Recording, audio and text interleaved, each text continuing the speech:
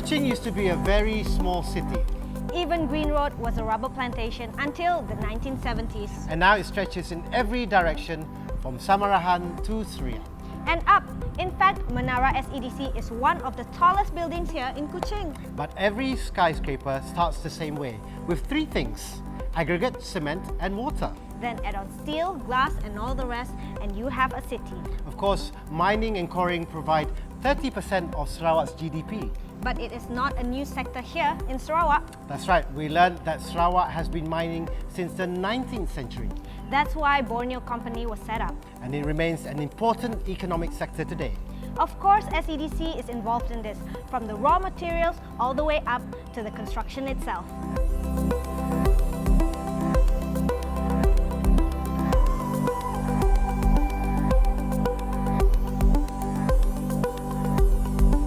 But premix is just a start.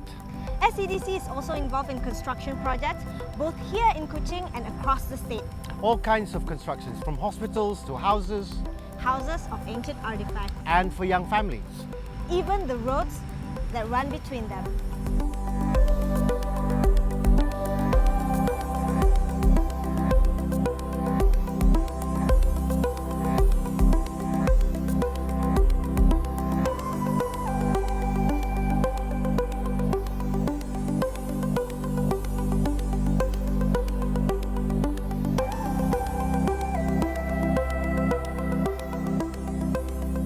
I don't think LRT was on the agenda of my predecessor. But when I came in, that is my agenda. Depends on the leaders. Whether the leader is brave enough to start something new. Because as a public figure, you're bound to face criticism. Whether you can really stand your feet facing this criticism. But once a leader is confident enough, and after studying from all angles, you decide, you go. The same with Metro. You know very well a lot of skepticism on Sarawak Metro. I just proceed. Of course, like many of the initiatives or programs that our Premier has actually started in line with the state digital transformation, for example, the Kuching Urban Transportation System, or what is known as KUTS or KUTS. This is a government-initiated project, and which will address the need of a modern public transportation system. And this transportation system should be able to help out or assist us in easier communication between places within Kuching and outside Kuching. Of course, the main objective is to provide the people of Kuching with more efficient, more convenient, maybe more comfortable mode of public transport that is also environmentally friendly. I think that is very important, because this art system will be powered by hydrogen fuel cells, so there is no actually carbon emission for the system. As I mentioned just now, our problem is actually with pollution, and this will be becoming bigger problem later on, like in the bigger cities. So we would like to actually start the public transportation system using something which is environmentally friendly. The ART through the implementer, Sarawak Metro, wholly owned subsidiary of SEDC, is part of that, the bigger picture. The bigger picture is actually bringing not just public transport, but a clean public transport. This is something that I think other countries are actually looking at Sarawak with wow, that wow factor. This is the agenda of the world. The green, they call it the climate change, how to overcome climate change through the green economy, application of the hydrogen economy, green initiatives, and this is what we're doing. The government has set it very firmly that our transportation system, through the public transportation, be the ART, be the hydrogen buses, they are all green, right? And that's going to be a trendsetter. Of course, initially it's supposed to be LRT, but then through our readings and then we visit, we say, hey, there's a new technology. You change that to ART. It is much more viable if we adopt some sort of hybrid of a tram or a tram and BRT and also some sort of LRT. And that's where it comes, the terminology of ART comes from. Yeah? It's a hybrid system which is much more tailored to the needs of the city of Kuching. I can call it a tram. It's more or less a tram system where it is more at grade rather than elevated.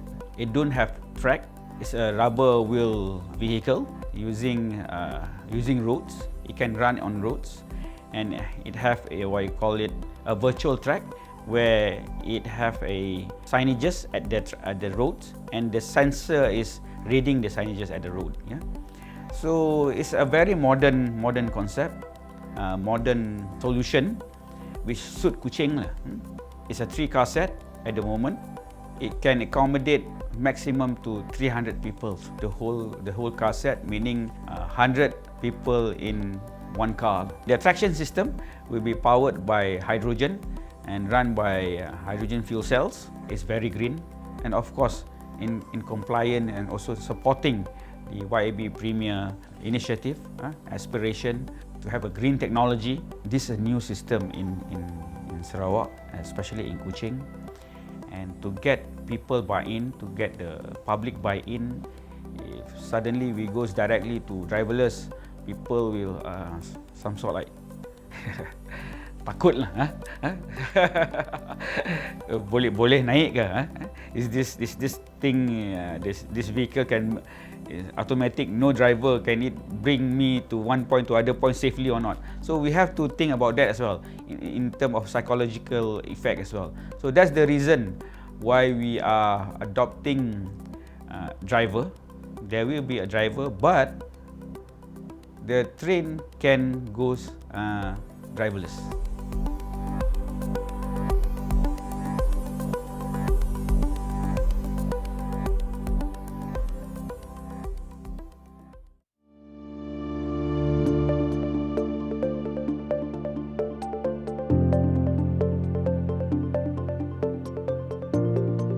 At the moment, we are developing phase 1 of this KUTS project. And this KUTS project will cover especially around the greater Kuching area, covering from Central Business District of Kuching, CBD we call it, up to Samarahan, and we call that Blue Line or Line 1.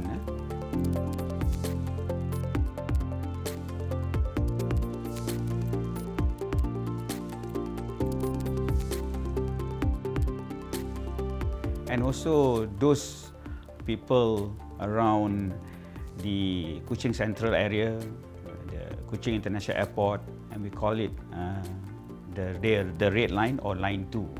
And these two lines will converge at the interchange station at Simpang 3, whereby the commuters can move from one line to the others.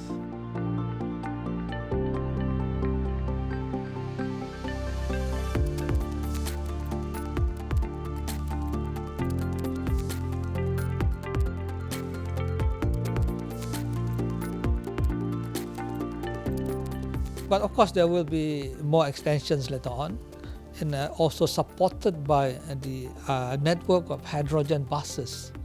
Hydrogen buses is actually for trial operations.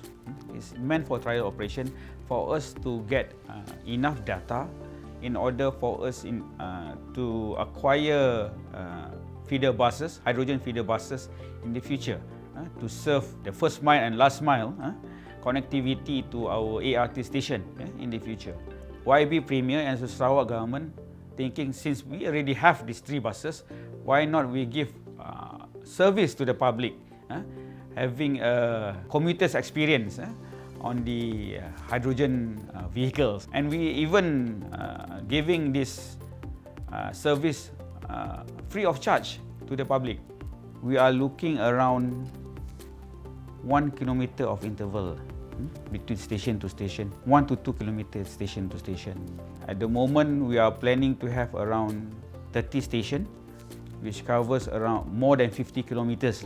What is more important, there will be what we call transit-oriented development along the ways, where actually there will be residential and commercial spaces being available to people, which will be very conveniently located next to the stations.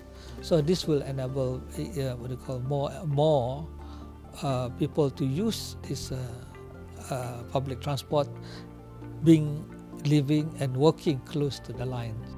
For the phase 1, actually we are planning of starting our or embark our construction in quarter 3 this year, quarter 3 2022, and we are planning to operate this in stages, starting by quarter 4 2025 up to quarter 2 2027. It need to be in stages, like any other public transport, urban public transport project worldwide. This network will be fully in operation by 2027.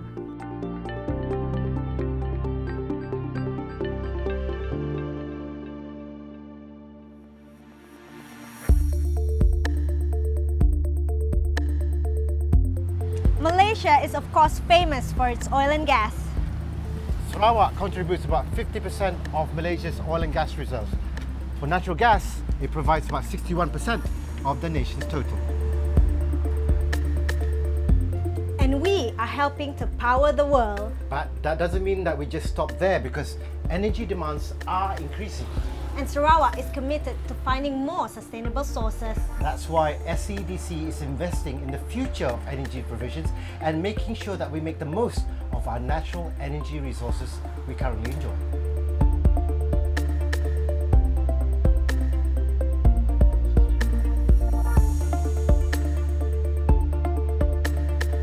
We are also promoting heavily what we call the hydrogen economy for Sarawak. And this is something that we would like to see in the future, where hydrogen is actually the future fuel because it's clean, is the most available element in the universe actually. We are actually very actively involved now on the efforts to produce green hydrogen on a large scale. And this is actually part of our hydrogen economy initiatives, in line with the Sarawak government's aspiration to achieve this zero carbon emission, and also to recognize carbon credit as a trading commodity when Sarawak will venture into this hydrogen technology and other green technologies. Now, this large-scale green hydrogen production in Sarawak has been codenamed the Project Hornbill, and which was started last year through our subsidiary, the SEDC Energy. Hydrogen, we have made waves in many areas of collaborations. For instance, working with the Japanese giants like Sumitomo, Ineos, to do the hydrogen production in Sarawak. And of course, the aim is of course to produce hydrogen in large scale in Bintulu, for the purpose of exporting this product to Japan, where there are, of course will be high demand for hydrogen in Japan, as they are converting even their power stations, from nuclear to other source of fuel. Together with the Korean group, Lotte Chemical, Samsung Engineering, and POSCO, they are giants on their own rights, and they're teaming up to produce hydrogens from whatever that we are providing them with. They deem to be very, very competitive. We stand above other regions in terms of what they need to make it a reality. This project is codenamed the hibiscus green hydrogen ammonia, and is expected to produce green hydrogen, green ammonia, green methanol, and blue ammonia in one single facility. This is something which is still under study, and of course when it is developed, this product will be then transported to Korea mostly, where it is being demanded in large quantities.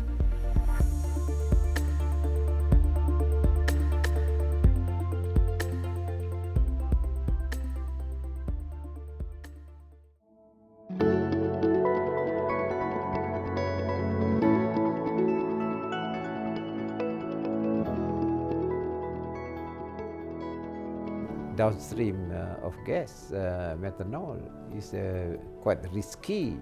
But then, one thing, before you start anything, you better study and study properly.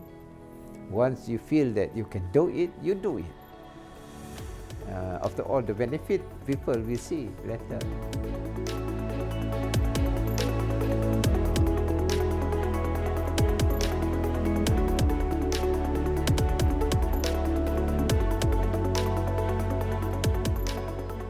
But I know very well that we have our feedstock.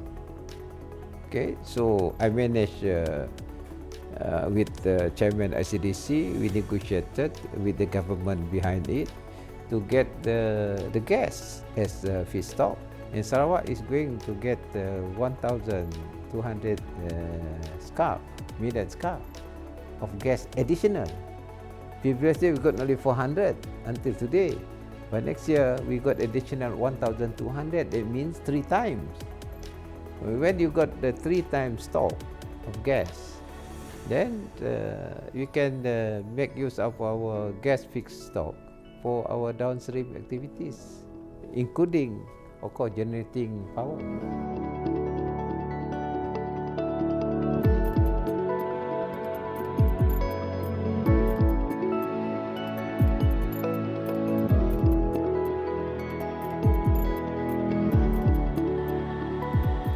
Our energy sector under SCDC Energy is also involved in the development of infrastructure for the EV vehicles and also the hydrogen-based EV or FCEV we call it.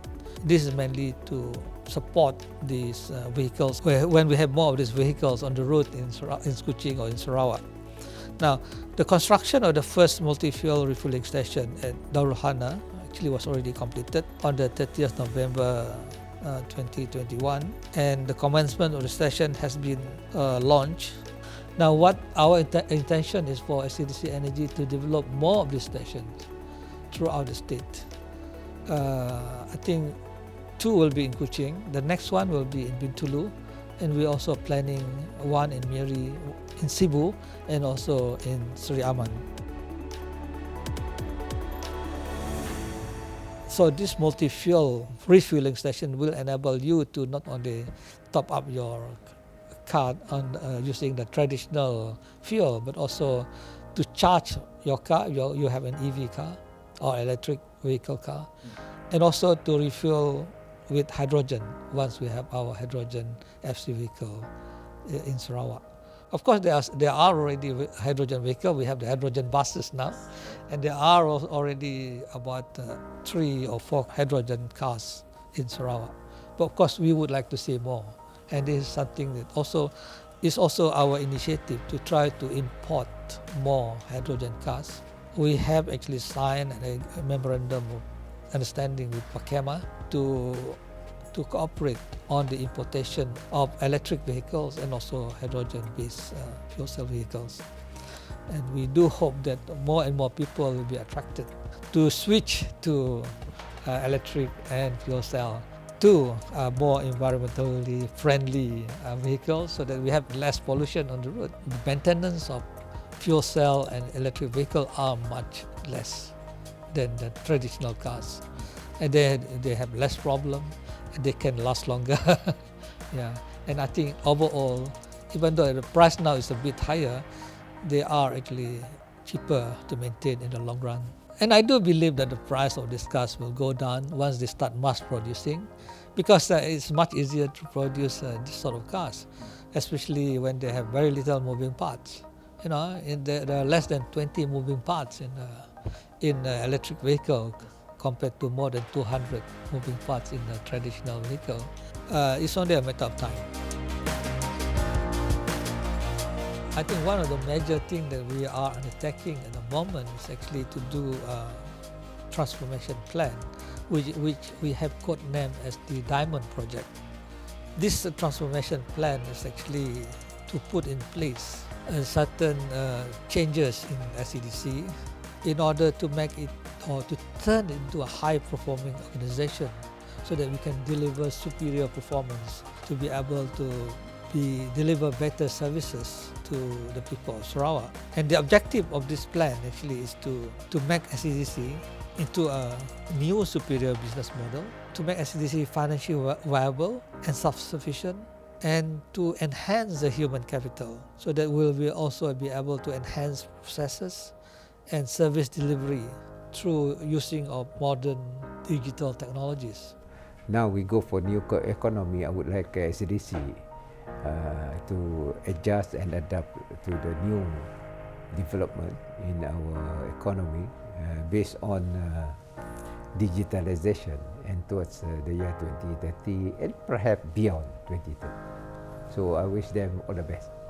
And we do hope that the people will assist us, will look at us and help us in achieving this vision, this aim of making the state not only economically a viable state, a state that will be developed by the year 2030, but also a state where it is nice, convenient to live, and that the people will be happy.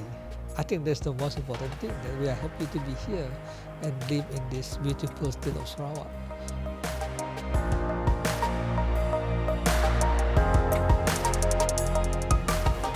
This is our final episode, and this is the end of our golden journey with the people of Sarawak. Some Sarawakians may not know how SCDC has supported the state throughout the years. And hopefully they'll get a much better idea now. 50 years since it was set up, SCDC is still going strong. And 50 years on, SCDC is just getting started.